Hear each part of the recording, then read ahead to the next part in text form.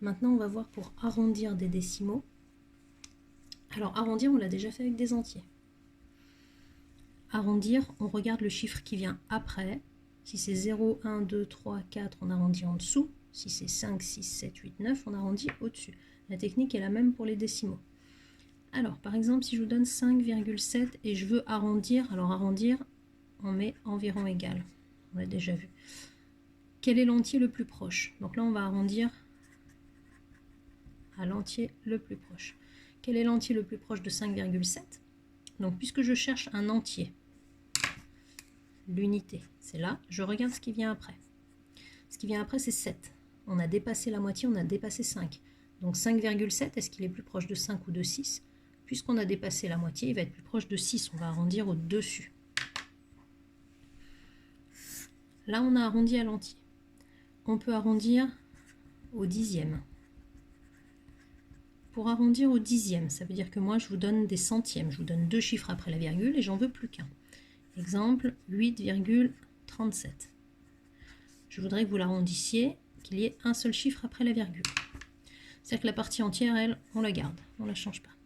Dans la partie décimale, nous, on veut des dixièmes, on en a là. Pour savoir si on garde le 3 ou si on prend un 4, on regarde ce qu'il y a derrière. Il y a un 7. 7, ça dépasse la moitié, ça dépasse 5, donc j'arrondis au-dessus. Donc 8,37, ça va être plus proche de 8,4.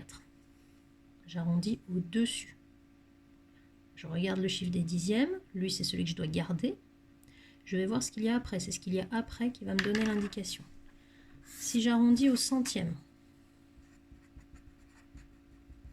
la technique est exactement la même.